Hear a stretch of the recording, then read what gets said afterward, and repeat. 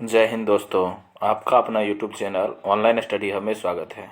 दोस्तों, अगर आप लोग बिहार पुलिस की तैयारी करते हैं तो यह वीडियो ज़रूर देखें। यह वीडियो जो है सामान्य ज्ञान का पॉकेट जीके का, जो कि खोन सर द्वारा लिखित है। वीडियो नंबर 4 है। अगर आप लोग 1 से लेकर 3 तक वीडियो नहीं देखें तो ज़रूर देखें। यह जो है, आइए हम लोग महाजनपद काल तक देख चुके थे। अब जैन धर्म शुरू करते हैं।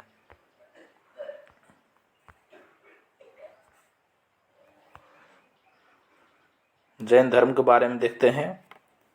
जैन परंपरा के अनुसार इस धर्म में कुल 24 तीर्थंकर हुए हैं। इनके पहले तीर्थंकर एवं संस्थापक ऋषभदेव थे। देखिए, जैन धर्म के पहले तीर्थंकर और संस्थापक ऋषभदेव थे। इसका जन्म स्थान अयोध्या था और अंतिम तीर्थंकर महावीर स्वामी के अनुयायी निग्रंथ कहलाए थे। देखिए, अंतिम तीर्थंकर कौन हुआ? महावीर स्वामी, जिसके अनुयायी निग्रंथ कहलाते थे। आगे देखते हैं। देखिए, कहता है इनके 21वें गुरु नेमिनाथ जी की और 22वें गुरु अरिष्ट नेमि थे। देखिए, इसके यानी जैन धर्म के 21वें गुरु नेमिनाथ थे और 22वें गुरु अरिष्ट नेमि थे। केवल 23वें और 24वें गुरु की ऐतिहासिक जानकारी मिलती है। देखिए, केवल 23वें और 24वें तीर्थंकर की ऐतिहासिक जानकारी मिलती है। जैन धर्म के 23वें तीर्थंकर जो थे पार्श्वनाथ थे। इनका काल महावीर स्वामी से 250 ईस्वी पूर्व माना जाता है। देखिए, पार्श्वनाथ का कार्यकाल 250 ईसा पूर्व से पहले माना जाता है। आगे देखते हैं। जैन अनुश्रुतियों के अनुसार पार्श्वनाथ को सम्मेद मानक पर्वत पर ज्ञान का प्राप्त हुआ। इन्होंने 4 महाव्रत दिए: सत्य, अहिंसा, अपरिग्रह और अहस्तेय। फिर देखते हैं, महावीर स्वामी जैन धर्म का वास्तविक संस्थापक माने जाते हैं। 24वें एवं अंतिम तीर्थंकर हुए हैं। महावीर स्वामी का जन्म 540 ईसा पूर्व में वैशाली के कुंडल ग्राम में हुआ था। कहाँ हुआ था महावीर स्वामी का जन्म? 540 ईसा पूर्व में वैशाली के कुंडल ग्राम में हुआ था। यह बिहार राज्य में स्थित है। इसके पिता सिद्धार्थ थे, जो ज्ञात्रिक कुल के राजा, और माता त्रिशला थी, जो लिच्छवी शासक चेटक की बहन थी। देखिए, इसके पिता सिद्धार्थ थे, जो ज्ञात्रिक कुल के राजा थे, और माता त्रिशला थी, जो लिच्छवी शासक चेटक की बहन थी। आगे देखते हैं। इनकी पत्नी यशोधा एवं पुत्री अनुंजा यानी प्रियदर्शनी थी। इनके भाई का नाम नंदीवर्धन था, बड़ा भाई। इन्हीं की अनुमति से महावीर स्वामी ने गृह त्याग किया था 30 वर्ष की अवस्था में। महावीर के बचपन का नाम वर्धमान था। आगे देखते हैं जैन धर्म के बारे में। जैन धर्म में पूर्व ज्ञान को कैवल्य ज्ञान कहा गया।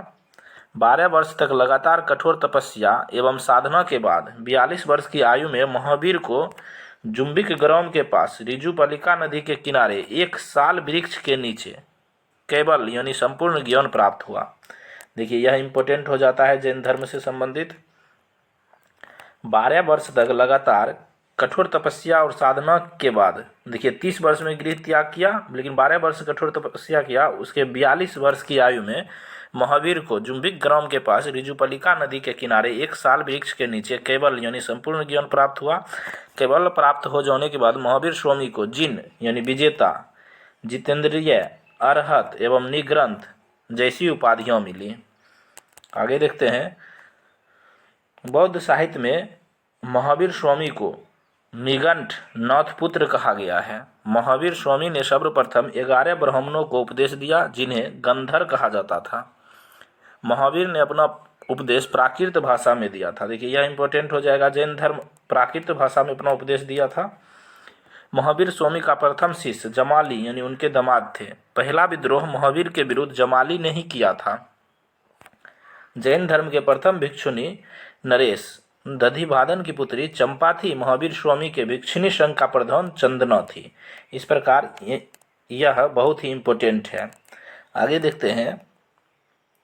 भगवान महावीर की मृत्यु के समय केवल एक गंधर सुधर्मन यानी आर सुधर्मा जीवित था। 72 वर्ष की अवस्था में 468 ईसा पूर्व में पावापुरी यानी बिहार में महावीर स्वामी की मृत्यु हो गई। महावीर स्वामी को मल्ल राजा सृष्टिपाल ने के राजप्रसाद में निर्माण प्राप्त हुआ था। कहाँ के राजा? मल्ल राजा सृष्टिपाल थे। आगे देखते हैं, संथरा या अवंथरकी या निष्प्रति कारमन वैकुंठ संलेखना जैन समुदाय का एक धार्मिक संस्कार है। जैन धर्म में संलेखना से तात्पर्य है उपवास द्वारा शरीर का त्याग करना। संलेखना का क्या अर्थ है? उपवास द्वारा शरीर का त्याग करना। आगे देखते हैं,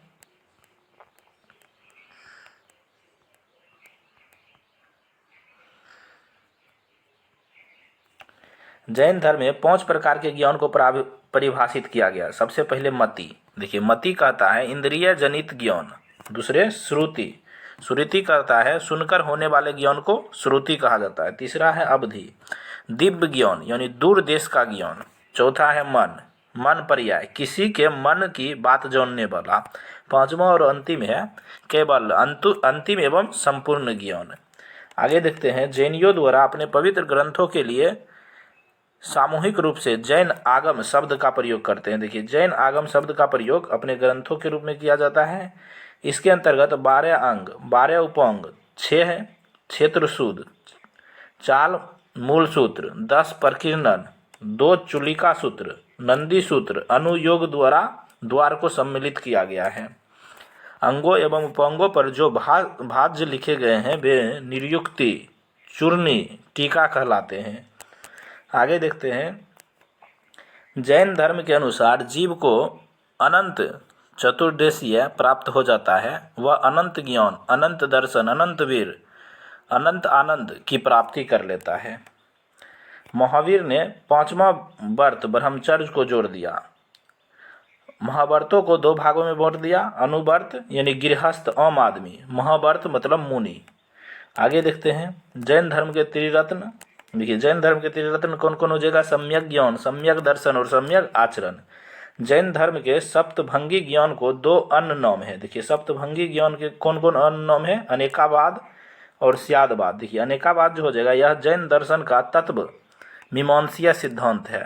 स्यादवाद या जैन धर्म का ज्ञान मीमांसीय सिद्धांत है। देखिए, स्यादवाद में ज्ञान और अनेकावाद में तत्व। आगे देखते हैं, जैन धर्म कर्मफल एवं पुनर्जन्म में विश्वास रखते थे। देखिए, यह जो हो जाएगा जैन धर्म पुनर्जन्म में विश्वास रखते थे। जैन धर्म के अनुसार प्रत्येक वस्तु में आत्मा होती है। एक शरीर से एक से अधिक भी आत्माएं हो सकती है। भद्रबाहु द्वारा रचित कल्पसूत्र में जैन तीर्थंकरों को जीवनी है। देखिए, कल्पसूत्र के लेखक कौन है? भद्रबाहु है। मथुरा एवं अमरावती शैलियों में जैन धर्म से संबंधित मूर्तियों का निर्माण करवाया। जैनों ने शिक्षा के केंद्र को विकसित किया जिन्हें उपसरा कहा जाता था। शिक्षा के केंद्र को क्या कहा जाता था? उपासरा। आगे देखते हैं, लगभग 1500 वर्ष पूर्व लिखी गई महावीर की शिक्षाएं वर्तमान में वल्लभी गुजरात में उपस्थित है। जैन दर्शन शास्त्र के अनुसार जिन शब्द का अर्थ विजेता होता है। देखिए, जिन का अर्थ क्या होता है? विजेता। आगे देखते हैं, जैन धर्म में 2 संगति हुई। देखिए, प्रथम संगति जो हो जाएगा 300 ईसा पूर्व में पाटलिपुत्र में हुआ, जिसका अध्यक्ष स्थूलभद्र थे, उपाध्यक्ष भद्रबाहु थे। द्वितीय जैन संगति जो हो जाएगा 512 ईस्वी में हुआ, यह वल्लभी गुजरात में हुआ, जिसका अध्यक्ष देवश्री शर्मा शर्मन थे। आइए देखते हैं, प्रथम समिति में जैन धर्म 2 शाखाओं में विभाजित हो गया, दिगंबर और श्वेतंबर।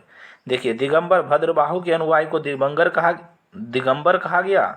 यह रूढ़िवादी थे और वस्त्रों का त्याग करते थे। श्वेतंबर, देखिए, स्थूलभद्र के अनुयायी को श्वेतंबर कहा गया। यह सुधारवादी थे, वस्त्रों का त्याग नहीं किया। द्वितीय संगति में आगम साहित्य की संकलन किया गया था। देखिए, द्वितीय जैन संगति में आगम साहित्य का संकलन किया गया था। आगे देखते हैं, जैन धर्म के 24 तीर्थंकर का नाम देख लेते हैं। देखिए, सबसे पहला तीर्थंकर जो हो जाएगा ऋषभदेव थे, जिसका प्रतीक चिन्ह सौर था। दूसरा हो गया अजितनाथ, जिसका प्रतीक चिन्ह हाथी था। तीसरा हो गया संभवनाथ, जिसका प्रतीक चिन्ह घोड़ा था। चौथा हो गया अभिनंदन स्वामी। पांचवा को सुमितनाथ।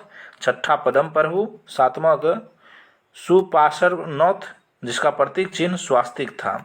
8वां हो गया चंद प्रभु, 9वां हो गया सुविधिनाथ, 10वां हो गया सोतलनाथ, 11 हो गया श्रीयंसनाथ, 12वां हो गया वासुपूज्यनाथ, 13वां हो गया विमलनाथ, 14वां जयंत तीर्थंकर अनंतनाथ, 15वां हो गया धर्मनाथ, 6ठा हो गया शांतिनाथ। शांतिनाथ का प्रतीक चिन्ह हिरण हो जाएगा। 17वां हो गया कुंथुनाथ, 18वां हो गया अरनाथ, जिसका प्रतीक चिन्ह मीन हो जाएगा।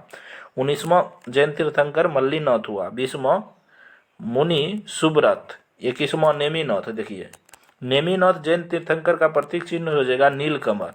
22वां हो जाएगा अरिष्ट नेमि, जिसका प्रतीक चिन्ह हो जाएगा शंख। 23वां हो जाएगा पार्श्वनाथ, जिसका प्रतीक चिन्ह हो जाएगा सर्प। 24वां और अंतिम तीर्थंकर महावीर स्वामी है, जिसका प्रतीक चिन्ह सिंह है। आगे देखते हैं बौद्ध धर्म। देखिए अब जैन धर्म खत्म हो गया, बौद्ध धर्म के बारे में जानकारी लेते हैं। बौद्ध धर्म की स्थापना गौतम बुद्ध ने किया था। संस्थापक गौतम बुद्ध का जन्म 563 ईसा पूर्व में नेपाल के तराई क्षेत्र में कपिलवस्तु के लुम्बिनी ग्राम में शाक्य कुल में हुआ था। इसकी माता का नाम महामाया था, जो कोलिया वंश का था। इनके पिता का नाम शुद्धोदन था, जो शाक्य कुल के प्रधान थे। गौतम बुद्ध के जन्म के 7वें दिन इनकी माता का देहांत हो गया, जिससे सिद्धार्थ का पालन पोषण उनकी मौसी प्रजापति गौतमी ने किया था। इसके बचपन का नाम सिद्धार्थ था। 16 वर्ष की अवस्था में सिद्धार्थ का विवाह शाक्य कुल के कन्या यशोधरा से हुआ, जिसका बौद्ध ग्रंथों में अन्य नाम बिंबा, गोपा, भट्टकछना मिलता है। इनके पुत्र का नाम राहुल था। देखिए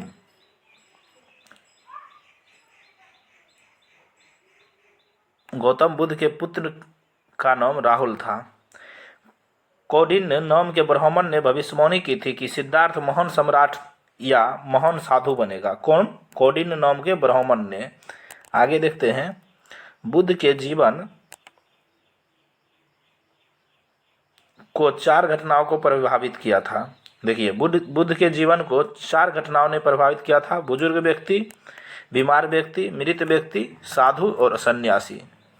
आगे देखते हैं बुद्ध ने 29 वर्ष की अवस्था में सांसारिक समस्याओं से व्यथित होकर गृह त्याग किया, जिसे बौद्ध धर्म में महाभी निष्क्रमण कहा गया। बुद्ध ने 29 वर्ष की अवस्था में गृह को त्याग किया, जिसे बौद्ध धर्म में महाभी निष्क्रमण कहा गया। आगे देखते हैं बौद्ध धर्म के बारे में। बुद्ध ने गृह त्याग के बाद वैशाली के अलारक्रम से शाक्य दर्शन की शिक्षा ग्रहण किया था। अलारक्रम इनके प्रथम गुरु थे, जिनसे इन्होंने शून्य योग का ज्ञान ग्रहण किया था। देखिए शून्य और योग का ज्ञान जो हो जाएगा अलारक्रम से ग्रहण किया था बुद्ध ने। बुद्ध के द्वितीय गुरु राजगीर के रुद्रक रामपुत्र थे, जिन्होंने योग की शिक्षा प्रदान की थी। योग का ज्ञान किससे प्रदान किया था? अलारक्रम से। लेकिन योग की शिक्षा किससे? रुद्रक रामपुत्र से। बुद्ध ने उरुबेला नामक स्थान पर कौंडिन्य एवं अन्य साथियों के साथ कठिन तपस्या की। बुद्ध का अर्थ ज्ञान होता है। देखिए बुद्ध का अर्थ क्या होता है? ज्ञान। आगे देखते हैं महात्मा बुद्ध ने 6 वर्षों तक बिना जल अन्न ग्रहण किए कठिन तपस्या के बाद 35 वर्ष की आयु में वैशाख पूर्णिमा की रात पीपल वृक्ष के नीचे निरंजना, यानी जो उसका वर्तमान नाम फल्गु है, निरंजना नदी के तट पर सिद्धार्थ को ज्ञान प्राप्त हुआ। यह इंपॉर्टेंट हो जाता है। महात्मा बुद्ध ने 6 वर्ष तक बिना जल एवं अन्न ग्रहण किए कठिन तपस्या के बाद 35 वर्ष की आयु में वैशाख पूर्णिमा की रात पीपल वृक्ष के नीचे निरंजना नदी के तट पर सिद्धार्थ को ज्ञान प्राप्त हुआ। ज्ञान प्राप्ति के बाद गौतम बुद्ध के नाम से प्रसिद्ध हुए तथा वह स्थान बोधगया कहलाया। बुद्ध शाक्य मुनि एवं गौतम बुद्ध के रूप में प्रसिद्ध हुए। आगे देखते हैं ज्ञान प्राप्ति के पश्चात भगवान बुद्ध ने सारनाथ में कौंडिन्य एवं उसके साथियों को प्रथम उपदेश दिया, जिसे धर्म चक्र परिवर्तन कहा गया।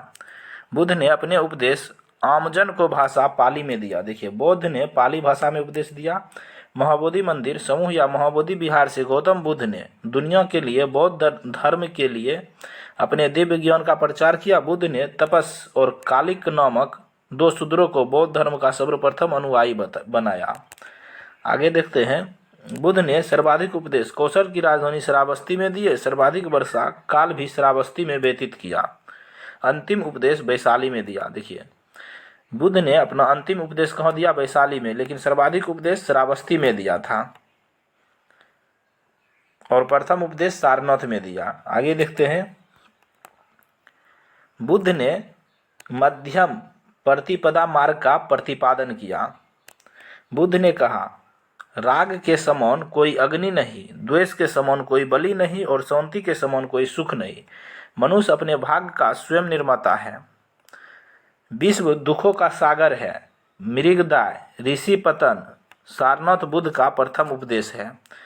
मृगदाय ऋषि पतन सारनाथ बुद्ध का प्रथम उपदेश है। आगे देखते हैं, अष्टांगिक मार्ग की संकल्पना बौद्ध धर्म से संबंधित है। अष्टांगिक मार्ग की संकल्पना धर्म चक्र परिवर्तन सूत्र से प्रेरित है। बौद्ध धर्म को राजकीय संरक्षण प्रदान करने वाले प्रथम विदेशी शासक कौन थे? मिनांडर यूनानी और दूसरा कनिष्क चीन थे।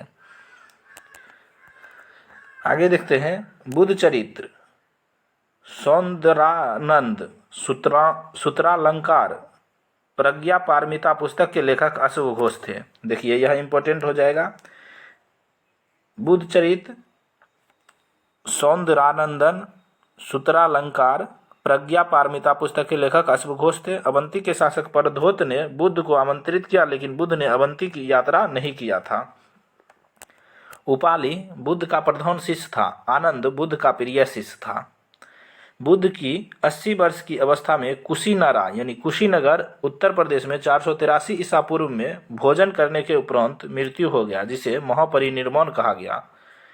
देखिए, सुअर के मांस खाने से उदर विकार होने के कारण उसकी मृत्यु हो गया।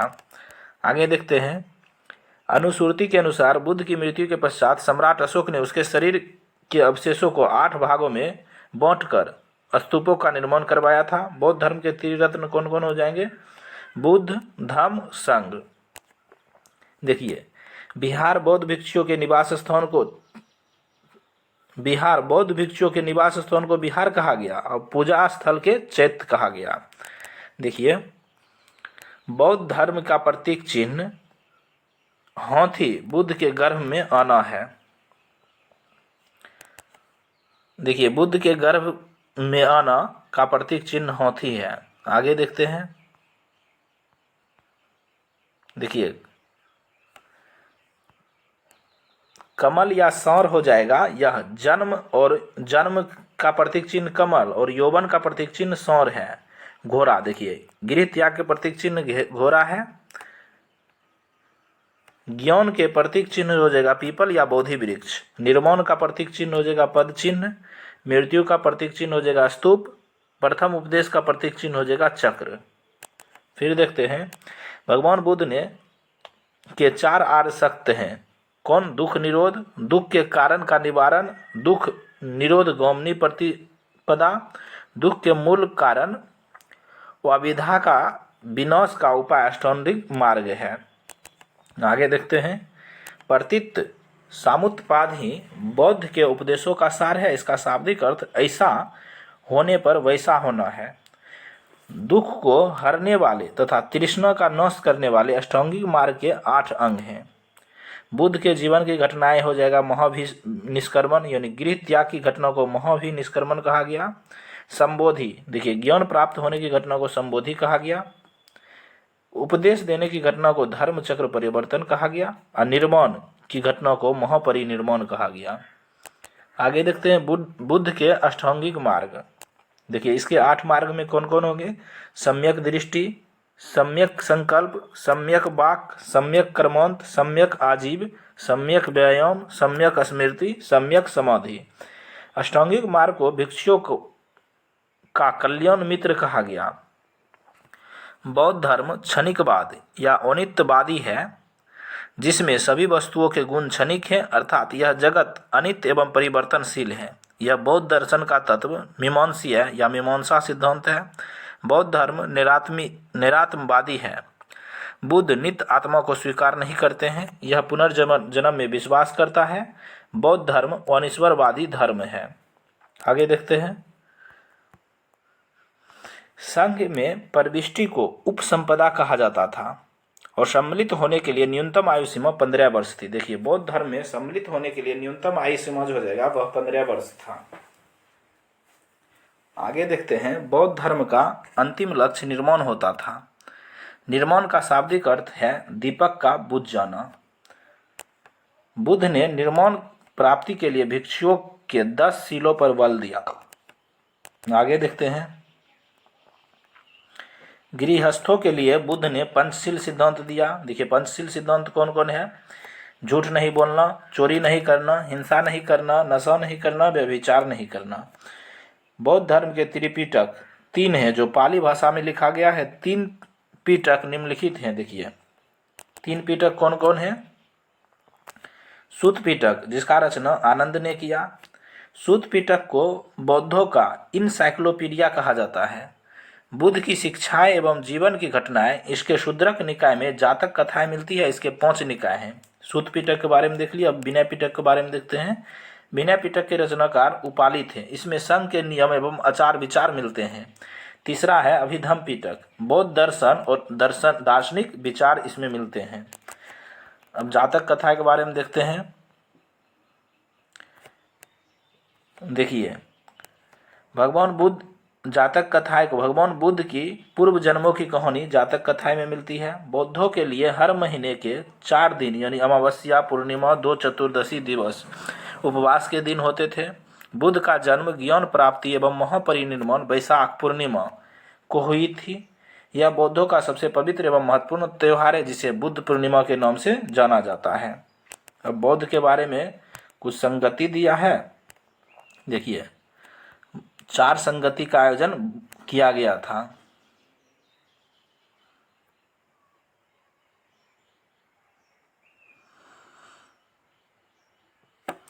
प्रथम बौद्ध संगति जो जगह 483 ईसा पूर्व में हुआ। शासक अजातशत्रु था।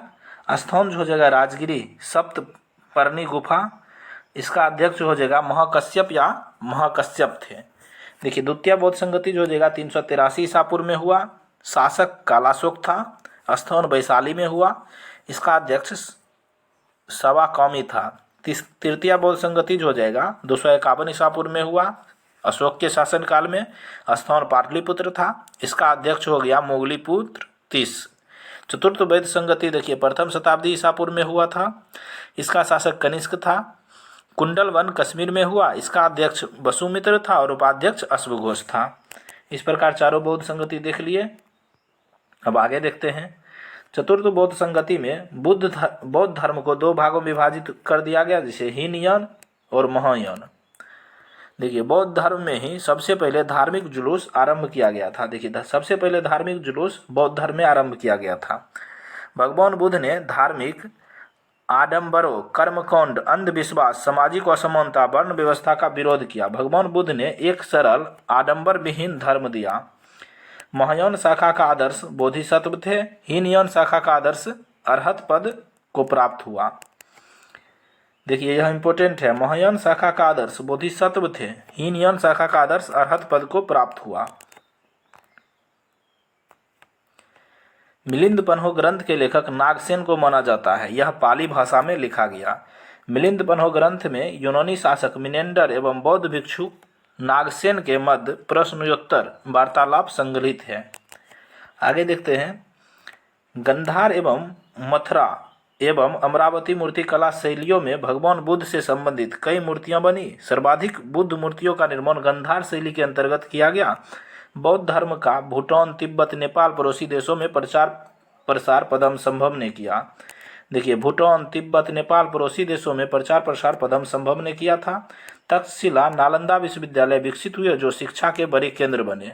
बौद्ध शिक्षा के बड़े केंद्र बने। आगे देख लेते हैं। अब बौद्ध धर्म के बारे में अंतिम लाइन है। बौद्ध धर्म की शिक्षा प्राप्त करने हेतु फाहियान और ह्वेनसांग जैसे विदेशी यात्री भारत आए थे। जैन धर्म, बौद्ध धर्म देख लिए। अब भागवत धर्म देख लेते हैं, जिसको वैष्णव धर्म भी कहते हैं। देखिए भागवत धर्म का उद्भव मौर्योत्तर काल में हुआ। इस धर्म के विषय में प्रारंभिक जानकारी उपनिषद से मिलती है। वैष्णव धर्म के संस्थापक वासुदेव कृष्ण थे। छांदोग उपनिषद में श्री कृष्ण का पहला उल्लेख मिलता है। श्री कृष्ण को वृष्णि वंशीय यादव कुल के नेता तथा देवकी के पुत्र अंगरीश का शिष्य बताया गया है। ऐतरेय ब्राह्मण के अनुसार कृष्ण ही नारायण है। वासुदेव कृष्ण को वैदिक देव विष्णु का अवतार माना जाता है। बाद में इसका समीकरण नारायण से किया गया। नारायण के अनुयायी को पंचार्थिक एवं धर्म को पंचार्थ कहा गया। आगे देखते हैं। पौननी की अष्टाध्यायी से हमें सर्वप्रथम वासुदेव के देवकीकरण का उल्लेख मिलता है। भागवत धर्म संभवतः सूर्य पूजा से संबंधित थे। भागवत धर्म का सिद्धांत श्रीमद् भागवत गीता में निहित है। वैसे विष्णु की अधिकतम अवतारों की संख्या 24 है, पर मत्स्य पुराण में 10 अवतारों का उल्लेख मिलता है। वह 10 अवतार कौन कौन है? देखिए, मत्स्य, कूर्म, वराह, नृसिंह, वामन, परशुराम, राम, बलराम, बुद्ध और कल्कि। देखिए, 10वां अवतार भविष्य में होगा। कल्कि का अवतार बचा हुआ है, यह भविष्य में होगा। आगे देखते हैं। इन अवतारों में कृष्ण का नाम नहीं है, क्योंकि कृष्ण स्वयं भगवान के साक्षात स्वरूप हैं। विष्णु के अवतार में वराह अवतार सर्वाधिक लोकप्रिय था। वराह का प्रथम उल्लेख ऋग्वेद में मिलता है। आइए देखते हैं आगे। अवतारवाद का सर्वप्रथम उल्लेख भगवत गीता में मिलता है। विष्णु के चतुर्व्यूह के साथ में पूजा जाता है। चतुर्व्यूह पूजा का सर्वप्रथम उल्लेख विष्णु संहिता में मिलता है। वैष्णव धर्म में पंचरार्थ प्रमुख हैं: वासुदेव, संकीर्ण, लक्ष्मी, अनिरुद्ध और प्रद्युम्न। विष्णु के सुदर्शन चक्र में 6 तिलियां हैं। यह क्वेश्चन पूछता है, विष्णु के सुदर्शन चक्र में कितनी तिलियां हैं? 6 तिलियां हैं। दक्षिण भारत में भागवत धर्म को अलवार कहा जाता है। मेगास्थनीज ने श्री कृष्ण को हेराक्लीज कहा। श्री कृष्ण को मेगास्थनीज ने हेराक्लीज कहा। देखिए, वैष्णव धर्म सिद्धांत एवं शाखाएं देख लेते हैं। देखिए, प्रमुख संप्रदाय है। देखिए, ब्रह्म संप्रदाय का मत जो हो जाएगा द्वैतावाद है। इसका आचार्य जो हो जाएगा माधव या आनंद तीर्थ थे। ये इसका समय 13वीं शताब्दी था। देखिए, ब्रह्म संप्रदाय का मत द्वैतवाद था। इसका आचार्य माधव थे। सनक संप्रदाय के मत जो हो जाएगा द्वैतवाद था। इसका आचार्य निम्बकाचार्य थे। यह भी 13वीं शताब्दी के समय था। वैष्णव संप्रदाय के मत जो हो जाएगा विशिष्टता द्वैतवाद थे। इसका आचार्य रामानुज थे। रुद्र संप्रदाय का मत जो हो जाएगा शुद्धा द्वैतवाद थे। इसका आचार्य विष्णु स्वामी थे। यह भी 13वीं शताब्दी के समय विकसित हुए थे। वैष्णव संप्रदाय देख लिए। अब शैव संप्रदाय देख लेते हैं। देखिए, शिव भक्ति के विषय में प्रारंभिक जानकारी सिंधु घाटी में मिलती है। इसके पुरातात्विक साक्ष्य हड़प्पा से शिवलिंग उपासना के रूप में प्राप्त हुए हैं। देखिए, इसके पुरातात्विक साक्ष्य कहाँ से प्राप्त हुए? हड़प्पा से शिवलिंग उपासना के रूप में प्राप्त हुए हैं। ऋग्वेद में शिव के लिए रुद्र देवता नाम का उल्लेख किया गया है। महाभारत में लिंग पूजा का उल्लेख है। इस काल में शिव को एक श्रेष्ठ देवता के रूप में साक्ष्य मिलता है। लिंग पूजा का सर्वप्रथम स्पष्ट वर्णन मत्स्य पुराण में मिलता है। देखिए, लिंग पूजा का सर्वप्रथम स्पष्ट वर्णन मत्स्य पुराण में मिलता है। आगे देखते हैं। त्रिमूर्तियों में सृष्टिकर्ता देवता होने के बाद भी आजकल ब्रह्म देवता की पूजा बहुत कम होती है। प्रारंभिक भक्ति आंदोलन में से एक नैनारों के नेतृत्व में हुआ, जो शिव के भक्त थे। नैनारों के नेतृत्व में हुआ। नैनार कौन थे? शिव के भक्त थे। आगे देखते हैं। नटराज एक ब्रह्ममंडलीय नर्तन के रूप में हिंदू भगवान शिव का चित्रण है। शैव धर्म का विकास शुंग एवं सातवाहन वंश के समय हुआ था। देखिए, शैव धर्म का सबसे अधिक विकास कब हुआ? शुंग वंश एवं सातवाहन वंश के समय। रेनीगुंटा मद्रास से गुडीमल्लम लिंग प्राप्त होता है। ये शिव का प्राचीनतम मूर्ति है। कौशितिकी एवं शतपथ ब्राह्मण में शिव के 8 रूपों का उल्लेख किया गया है। 4 संहारक के रूप में, 4 सौम्य के रूप में। आगे देखते हैं। शैव संप्रदाय का प्रथम उल्लेख पतंजलि के महाभाष्य में शिव भागवतम के नाम से हुआ। देखिए, महाभाष्य के लेखक कौन है? पतंजलि हैं। इसमें शैव संप्रदाय का प्रथम उल्लेख मिलता है, जिसका नाम शिव भागवतम था। आगे देखते हैं। तैत्तिरीय आरण्यक में शिव की पत्नी पार्वती के नाम से उल्लेख है। शिव की पत्नी पार्वती का नाम का उल्लेख तैत्तिरीय आरण्यक में है। आगे देखते हैं, वामन पुराण में शैव संप्रदाय के संख्या 4 बताई गई। कौन कौन? पाशुपत, कपालिक, कालामुख, लिंगायत। यह चारों के बारे में देख लेते हैं। देखिए, पाशुपत संप्रदाय जो हो जाएगा प्राचीनतम संप्रदाय थे। इसका संस्थापक लकुलिश थे। ग्रंथ पाशुपत सूत्र अनुयायी पंचार्थिक कहलाया था। कपालिक संप्रदाय यह भैरव को पूजते थे। यह अतिवादी थे। प्रमुख केंद्र इसका श्रीशैल नामक स्थान था। कालामुख संप्रदाय यह अतिवादी था। शिव पुराण में महाव्रतधर कहा गया। ये नर कपाल में जल भोजन पान करते थे। चिता का भस्म लगाते थे शरीर में। लिंगायत संप्रदाय, इसका विस्तार कर्नाटक में हुआ। संस्थापक ऋषि अल्लभ एवं वासव थे। ये जंगम भी कहे जाते थे। कश्मीरी शैव संप्रदाय के संस्थापक वसुगुप्त थे। शिव को इन्होंने अद्वैत माना। ये दार्शनिक एवं ज्ञान मार्गी होते हैं। दक्षिण भारत में शैव धर्म का प्रचार नैरार या अडियार संतों द्वारा किया गया। कुषाण शासकों की मुद्राओं पर शिव एवं नंदी का एक साथ अंकन प्राप्त होता है। दक्षिण भारत में शैव धर्म चालुक्य, राष्ट्रकूट, पल्लव, चोलों के समय लोकप्रिय रहा। नौत संप्रदाय की स्थापना 10वीं शताब्दी में मत्येंद्र नौत ने की। इसका व्यापक प्रचार प्रसार बाबा गोरखनाथ के समय हुआ था। उनके द्वारा प्रतिपादित सिद्धांत को तंत्र कहा जाता है। आगे देखते हैं आजीवक संप्रदाय के बारे में। देखिए, आजीवक संप्रदाय के संस्थापक जो हो जाएगा मखलीपुत्र गोसाल थे। यह महावीर स्वामी के समकालीन थे। यह दोनों नालंदा विश्वविद्यालय में 6 वर्ष तक साथ रहे। महावीर के साथ तपस्या की। इसकी मृत्यु हो गई। फिर उसके बाद इनके 2 शिष्य पकुत कच्यायन और पूरन कश्यप ने मिलकर आजीवन संप्रदाय की स्थापना की। इसके अनुयायी भाग्यवादी होते थे। मौर्य शासक बिंदुसार आजीवक संप्रदाय के अनुयायी था। आगे देखते हैं, संदेहवादी संप्रदाय के संस्थापक संजय बेटलिपुत्र थे और उच्छेदवादी संप्रदाय के संस्थापक अजित कैस कंबालिन थे। वह कर्मकवादी थे। पूरन कश्यप थे।